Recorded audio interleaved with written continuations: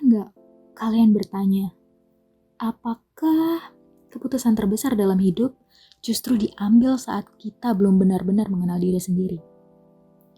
Nikah muda sering disebut sebagai jalan menuju kedewasaan. Tapi, bagaimana jika, tanpa sadar, nikah muda justru menghentikan proses menjadi manusia itu sendiri? Pertanyaannya bukan sekedar boleh atau tidak nih, tapi justru lebih dalam dari itu. Apakah nikah muda membunuh eksistensi kita? Nikah muda adalah pernikahan yang dilakukan di usia yang sangat muda. Seringkali sebelum seseorang benar-benar selesai nih mengenal dirinya sendiri. Bagi sebagian orang, nikah muda dianggap solusi ekonomi, solusi moral, solusi tekanan sosial. Tapi, bagi yang lain, nikah muda justru terasa seperti keputusan besar yang datang terlalu cepat. Disinilah filsafat membantu kita berpikir lebih jernih. Bukan untuk menghakimi tentu saja, tapi untuk memahami apa yang sedang dipertaruhkan. Kita akan melihat isu ini melalui kacamata filsuf eksistensialis, yaitu Jean-Paul Sartre, yang percaya bahwa manusia tidak dilahirkan dengan makna siap pakai. Sartre punya satu kalimat terkenal yang kemungkinan teman-teman udah sering dengar nih, yaitu eksistensi mendahului esensi. Artinya apa? Artinya sederhana kok. Manusia lahir dulu, baru kemudian menentukan siapa dirinya. Kita tidak seperti pisau, yang sejak awal sudah diciptakan untuk memotong.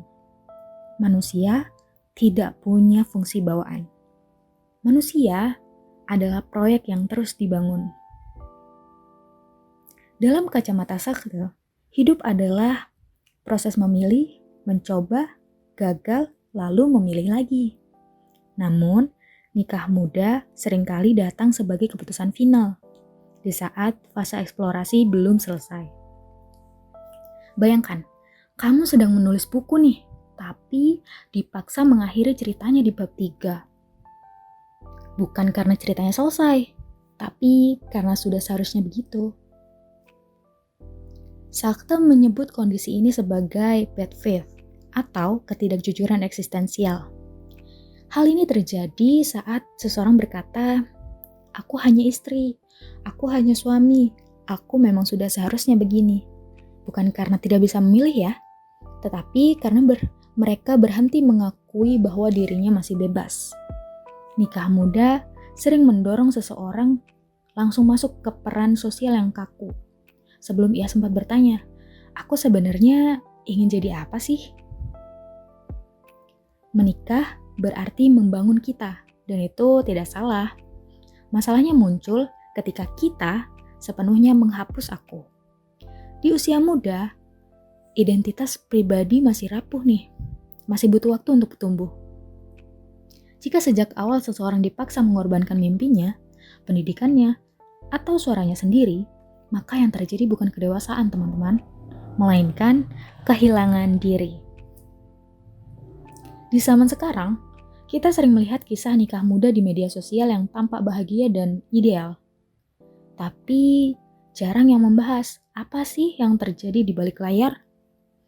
Pendidikan yang terhenti, mimpi yang ditunda tanpa batas waktu, identitas yang terkunci pada peran tertentu. Memahami filsafat Sartre membantu kita melihat bahwa masalah nikah muda bukan semata soal usia, tetapi juga soal ruang untuk menjadi manusia secara utuh. Bukan berarti semua nikah muda salah, tapi banyak yang terjadi bukan karena pilihan sadar, melainkan karena tekanan. Dan bagi Sartre, hidup tanpa pilihan sadar adalah hidup yang tidak otentik. Jadi, apakah nikah muda membunuh eksistensi? Jawabannya tentu bukan hitam putih ya. Namun, dari kacamata eksistensialisme Sartre, nikah muda beresiko besar menghentikan proses menjadi diri sendiri sebelum ia benar-benar dimulai. Eksistensi adalah keberanian untuk memilih dengan sadar, menanggung konsekuensinya, dan terus membuka kemungkinan di masa depan.